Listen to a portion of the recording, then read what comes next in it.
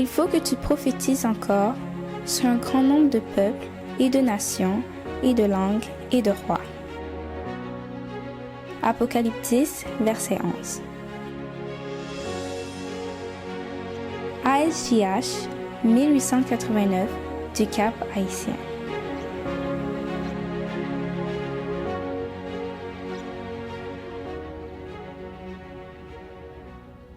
Chers amis, bienvenue dans la deuxième présentation de notre série dont le thème est « Réponse aux objections trinitaires ». Dans la première, nous avons vu le texte de Matthieu 28 verset 19. Aujourd'hui, nous allons voir celui de 1 Jean 5 les versets 7 et 8.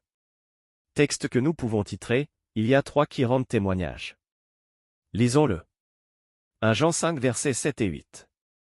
Car il y en a trois qui rendent témoignage dans le ciel, le Père, la Parole, et le Saint-Esprit, et ces trois-là sont un. Il y en a aussi trois qui rendent témoignage sur la terre, l'Esprit, l'eau et le sang, et les trois sont d'accord. Quel est le message de 1 Jean 5, 7 et 8? Ces versets disent qu'il y en a trois qui rendent témoignage. De quoi rendent-ils témoignage? Considérons tout d'abord le contexte immédiat. Dans ce cas, nous allons lire les versets 10 à 13. 1 Jean 5 les versets 10 à 13. Celui qui croit au Fils de Dieu a ce témoignage en lui-même, celui qui ne croit pas Dieu le fait menteur, puisqu'il ne croit pas au témoignage que Dieu a rendu à son Fils. Et voici ce témoignage, c'est que Dieu nous a donné la vie éternelle, et que cette vie est dans son Fils.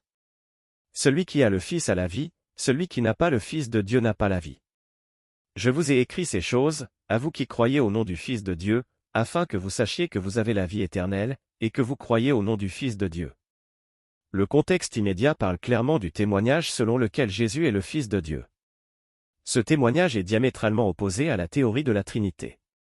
Le reste de 1 Jean, de même que l'évangile de Jean, porte une preuve irréfutable que Jésus est le Fils de Dieu. Vous ne pouvez pas lire plus de quelques versets sans revenir au thème selon lequel Jésus est le Fils de Dieu. Remarquez les versets suivants. 1 Jean 4 verset 9. L'amour de Dieu a été manifesté envers nous en ce que Dieu a envoyé son Fils unique dans le monde, afin que nous vivions par lui. 1 Jean 4 versets 14 et 15. Et nous avons vu et nous attestons que le Père a envoyé le Fils comme sauveur du monde. Celui qui confessera que Jésus est le Fils de Dieu, Dieu demeure en lui, et lui en Dieu. 1 Jean 5 verset 1. Quiconque croit que Jésus est le Christ est né de Dieu, et quiconque aime celui-là engendré aime aussi celui qui est né de lui. C'est ce thème que nous trouvons résumé dans l'évangile de Jean. Dans ce cas, lisons Jean 20 verset 31. Verset qui nous dit clairement la raison juste que ce livre a été écrit. Jean 20 verset 31. Mais ces choses ont été écrites afin que vous croyiez que Jésus est le Christ, le Fils de Dieu, et qu'en croyant vous ayez la vie en son nom. Question. Devons-nous alors choisir une interprétation de ce texte enseignant l'opposé de son contexte immédiat, ainsi que celui du livre tout entier? Devons-nous choisir une interprétation de ce texte enseignant l'opposé de la raison même pour laquelle il écrit ce livre ainsi que ses autres livres? Ce serait tordre les Écritures. Quelle que soit l'interprétation que nous donnons à ces versets, elle doit être en harmonie avec l'objectif dans lequel ils ont été écrits. Mais, qu'enseigne réellement ce verset? Au verset 8, il nous est dit qu'il y en a trois qui rendent témoignage sur la terre, l'Esprit, l'eau et le sang, et les trois sont d'accord. Cela signifie qu'ils rendent un témoignage unanime. L'eau rend témoignage et le sang rend témoignage, cependant personne ne voudrait suggérer que l'eau et le sang sont des personnes. Ainsi, pourquoi insisterions-nous que du fait que si l'Esprit rend témoignage dans le ciel il doit s'agir d'un individu séparé? Il y a trois moyens par lesquels on rend témoignage à la vérité dans le ciel. Ces témoignages sont un parce qu'ils rendent un témoignage uni. Cela ne signifie pas qu'ils sont une personne, un être ou un Dieu. Jésus explique ce que cette unité signifie lorsqu'il pria que nous puissions être un comme lui et son Père sont un. Voir Jean 17 verset 22. Ce n'est pas que nous devenions un seul être humain mais simplement que nous puissions être en parfaite harmonie, tout comme lui et son Père sont en parfaite harmonie. Dans le ciel, Dieu rend témoignage à la vérité et il en est de même du Fils et de l'Esprit Saint. Dans le ciel il y a trois avenues pour le témoignage Père, Fils et Esprit Saint. Sur la terre il y en a trois, l'eau, l'Esprit, et le sang. Les trois sur la terre sont-ils une trinité parce qu'ils sont mentionnés en même temps ou bien parce qu'ils sont d'accord? Nul doute qu'aucune personne intelligente ne revendiquerait cela.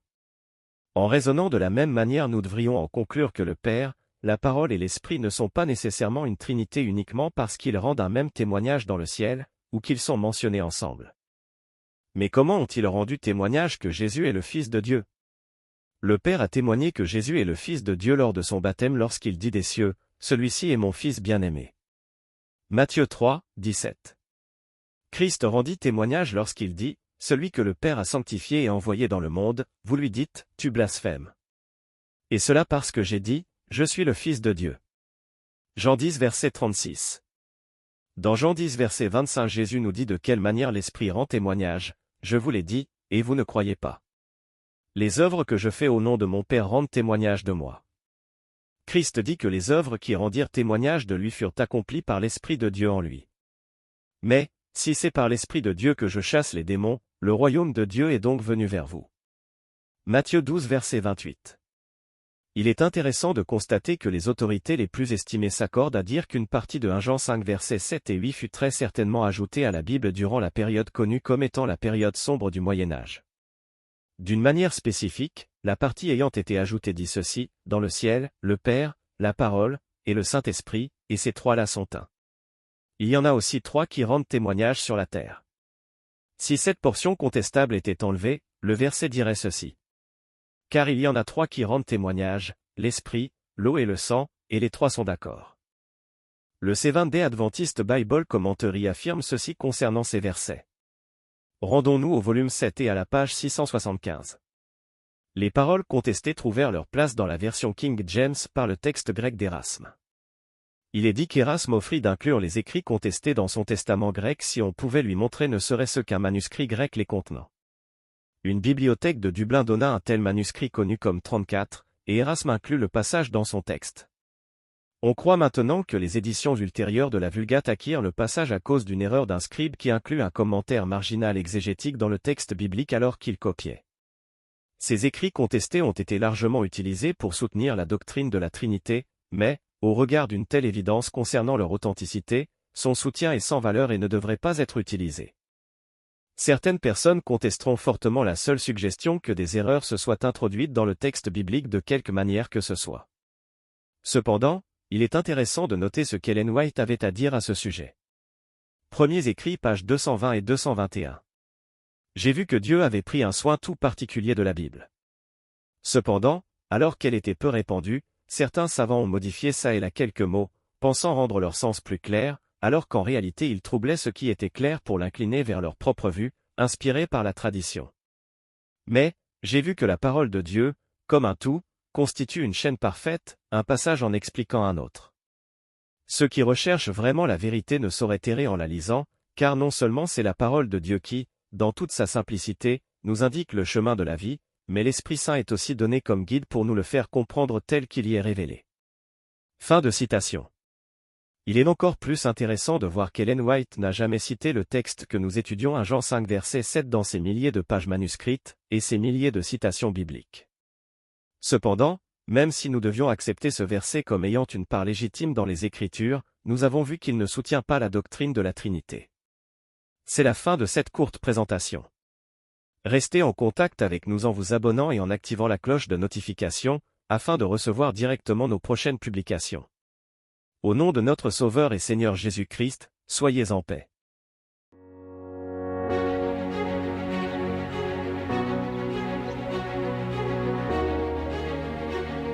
Merci d'avoir écouté cette présentation. Si vous souhaitez prendre part à la mission que Jésus-Christ confie à notre Église, contactez-nous via les coordonnées suivantes: ASJH 1889, caphaïtien@gmail.com, pour WhatsApp 509 32 32 41 42.